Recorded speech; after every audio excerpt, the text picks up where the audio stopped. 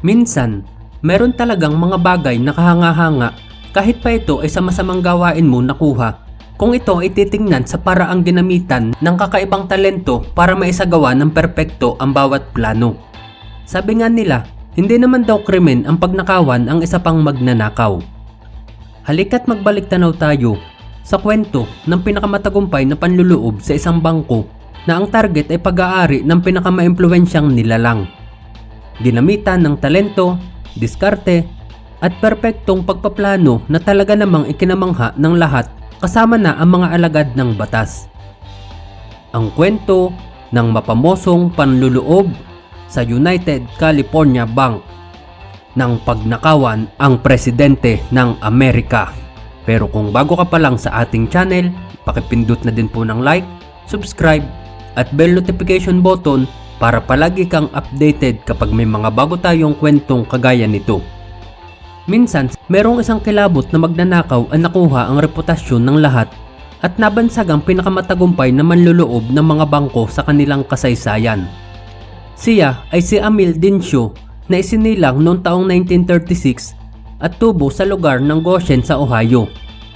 Nang kanyang kabataan, ang lugar nila noon ay punong-puno ng mga kaguluhan, laganap ang mga krimen sa lansangan, naglipana ang mga gangster, at marami ang namumuhay sa kahirapan. Samantalang si Dinshaw ay kilala din bilang lokal na bayani sa kanilang lugar.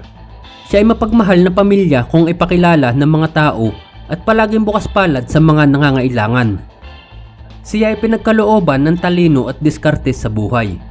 Yun nga lang, ang paraan niya ng pagtulong ay kakaiba. Bata pa lang si Dinshaw kasama ang kanyang kapatid ay nagsimula na silang pasukin ang mga bangko na kalimitan ang modus nila ay bubutasin ang bubungan ng mga ito dahil alam nilang nandun ang kahinaan kaysa sa mga pintong bantay sarado at madali pa silang mapapansin kumpara sa bubungan na walang nakakaalam na nandoon sila. Una nilang nabiktima ang bangko sa West Virginia kung saan $22,000 lang ang kanilang nakuha. Pero simula nun habang tumatagal, lumalaki na ng lumalaki ang mga ito at sa buong karera nila bilang manluloob ay umabot sa daan-daang mga bangko ang nabiktima nila at daan-daang $1,000,000 din ang kanilang nakulimbat. Sa kanilang makulay na karera, ang United California Bank sa Laguna Niguel ang pinakanaging sentro ng kanilang kasaysayan. Ang California ay isang napakaunlad na estado noon. Laganap ang mga beaches, malalaking negosyo, magagarang pasyalan, mga golf clubs, mayayaman tao at kung ano-ano pa na bakas ng kasaganahan. Sa pusod nito ay mayroong isang maliit ngunit popular na bangko dahil sa kanyang state-of-the-art facilities nung panahon na yun. Dahil sa makakapal na pader at malalaking bakal na protektado pa ng mga alarm system na konektado sa himpilan ng mga kapulisan. Ang bangkong ito sa Laguna Niguel ay mayroong reputasyon na imposibleng mapasok o hindi kayang pagnakawan ni numan. Ngunit ang katumbas nito'y gaya din ang isipin nila dati noong una na ang Titanic ay di kayang palubugin dahil sa laki at tibay nito. Minsan noong taong 1972, habang si Dinshaw ay nasa Ohio, merong isang tao ang nakapagtip sa kanya na sa maliit na bangko daw na yun ay merong perang nakatago si Presidente Nixon. Nagtaka si Dinshaw sa tip na ibinigay sa kanya dahil hindi dapat naglalagay ng kaperahan sa mga lokal na bangkong kagaya lang nun ang presidente. Ito pala ay yung sinasabi ng karamihan na iyon daw ang sikretong pera ng presidente na nagmula pa sa pangingikil sa mga manggagawa ng isang dairy farm sa lugar. Kasagsagan noon ng eskandalo ng katiwalian ng Pangulo at ang perang iyon daw ay nakatakdang gamitin ni Nixon sa kanyang planong re-eleksyon. Ang bagay na yun ang naging dahilan ni Dinshaw para pag-interesan ang nasabing bangko. Nauna na siyang lumipad sa California upang bisitahin at pag-aralan ang bangko. Ilang buwan din niyang nilibot at pinag-aralan ang pasikot-sikot sa lugar hanggang sa makabisado niya ang mga gagawin para mapasok ito. Napag-aralan din niya ang oras kung kailan nagsasara o nagbubukas ang napakatibay na bolt ng kanyang target. Nalaman din niya ang pag-ikot ng mga empleyado sa loob at maging ang pagroronda ng mga kapulisan sa paligid ay nakabisado din ni Dinshaw. Nalaman niyang ang istasyon pala ng kapulisan ay nasa layong 20 milya pa mula sa bangko at meron lang silang nag-iisang patrol car ang umiikot sa lugar kung nasaan ang bangko. Nang makabisado na niya ang lahat ng dapat malaman, lumipad na siya pabalik sa kanyang bayan sa Ohio. Doon ay pumili siya ng mga makakasama depende sa kanilang mga kakayahan na ipapagawa ni Densyo. O sa madaling salita, kanya-kanyang expertise ang mga ito. Hanggang maaari ay kapamilya niya ang kanyang pinipili para matiyak niya ang katapatan ng mga ito. Kinabibilangan sila ng kanyang kapatid, mga pamangkin at malalapit na kaibigan na kilala rin sa kanilang mga larangan. Nang ayos na ang lahat, maliban sa kanyang kapatid ay sama-samang lumipad sina Densyo at ang iba pa patungo sa California kung nasaan ang tatargeting bangko. Kasama sa napili ni Densyo ay ang dalawang magkapatid na pamangkin at real estate agent na silang nakipagtransaksyon at kumuha ng unit sa kondo, lakad lang ang layo mula sa bangko. Pumili sila ng lugar kung saan matatanaw nila ng maayos ang target para sa karagdagang pagpaplano at sa operasyon. Kasama din sa mga napili ni Densyo ay ang mga tools at alarm expert at isang maskulado na kanyang papakinabangan ang pisikal na lakas nito. Nagpabili siya ng mga materyales na gagamitin ng tigkakaunti sa hiwa-hiwalay na tindahan upang hindi sila magtamang hinala sa mga items na kanilang kinukuha. Pinakuha din niya ang kanyang kasama ng sasakyan mula sa isang lathala na nasa dyaryo na pwede nilang gamitin sa pagtakas. Kinustomize niya ang sasakyan na yun para mailagay ng maayos ang kanilang mga kagamitan. At nang maayos na ang lahat ng kanyang plano, handa na sila sa operasyon. Ika-23 ng Marso taong 1972, Huwebes pa lang noon ay nakaposesyon na ang mga kagamitan nila sa bubungan ng bangko. Nang wala man lang kamalay-malay ang mga tao kinabukasan araw ng Biyernes at huling araw din nila bago magbakasyon ng Sabado at Linggo. At wala nga silang sinayang na sandali pa. Nagsuot ng purong itim sina Densyo at mga kasama at sinimulan na nga nila ang operasyon. Pagsapit ng dilim gamit ang mga walkie-talkie sa komunikasyon, nagtalaga siya ng tao sa kondominium na isa ring mataas na lugar bilang lookout para sa mga kakaibang ikinikilos mula sa labas. At ang isa pa sa kanto na siyang magbabantay sa mga pulis.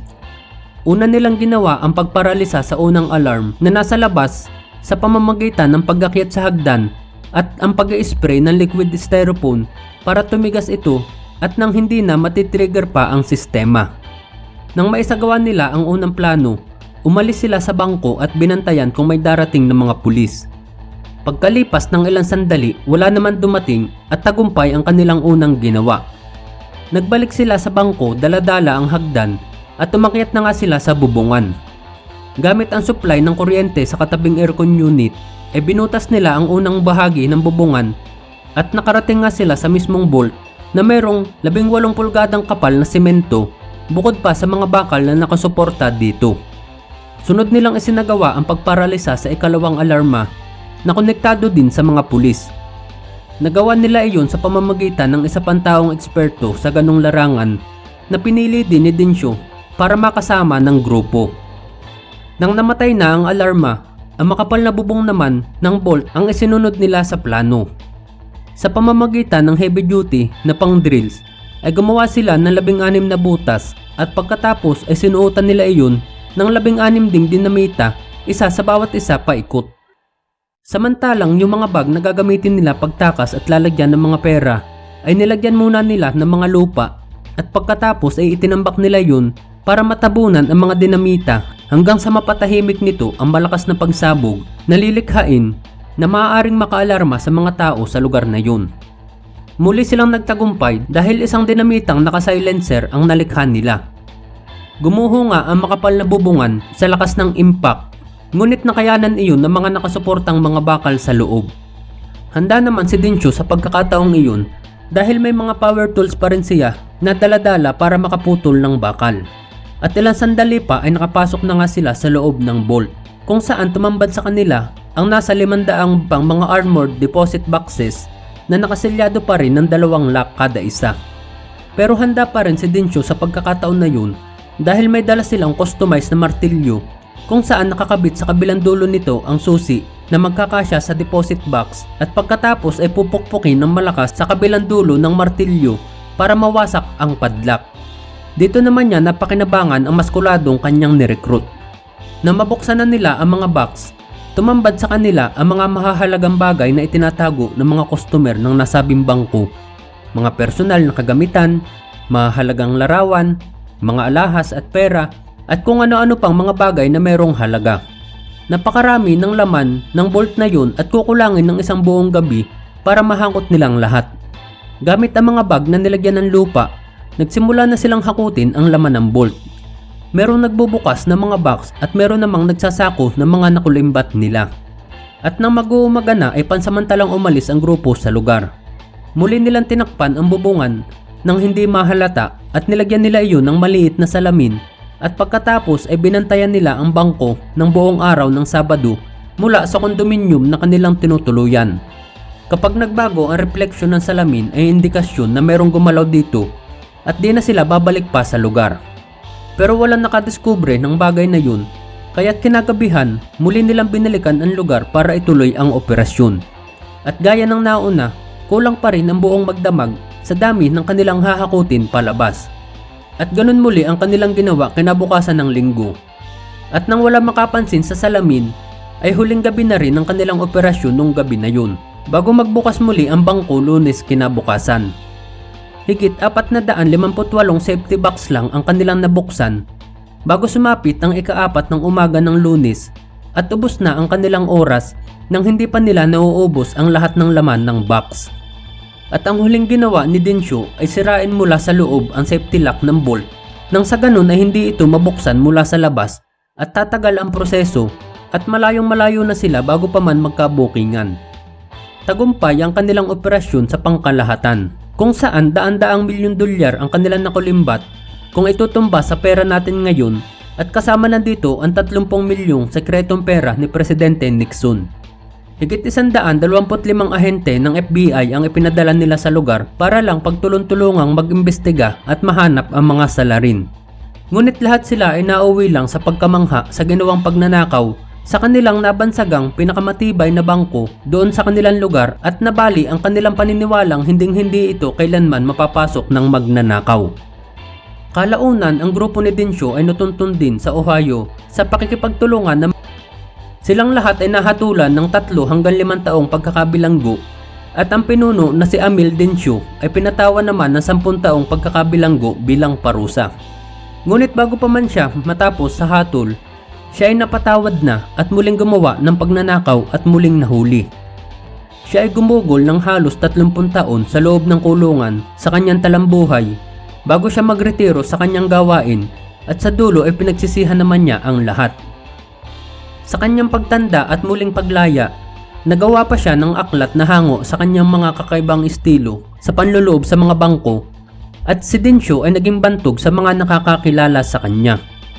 Naging laman din siya ng mga telebisyon, mga paanyaya, at maging ang pagsasapelikula ng kanyang kasaysayan ay isinagawa sa Hollywood. Si Amil Densyo ay nagmistulang nagtagumpay pa rin sa kanyang karera sa buhay dahil sa popularidad na kanyang natatanggap, bagamat labag sa batas ang kanyang mga ginawa. Ngunit siya talaga ay isang mapagmahal na tatay sa kanyang mga anak at nananatiling lokal na bayani sa kanilang komunidad. Minsan talagang may mga bagay na kahanga-hanga kahit pa ito ay mula sa masamang gawain, kung ito ay titingnan sa paraang ginamitan ng kakaibang talento para maisagawa ng perpekto ang bawat plano. Sabi nga nila, hindi naman daw krimen ang pagnakawan ng isa pang magnanakaw. Ikaw kaibigan, paano mo ginagamit ang talentong ipinagkaloob sa iyo na may kapal? Naaatim mo bang gumawa ng masama sa mga taong iniisip mong gumagawa rin ng masama? Maraming salamat sa iyong pakikinig kaibigan. Hanggang sa muli, paalam!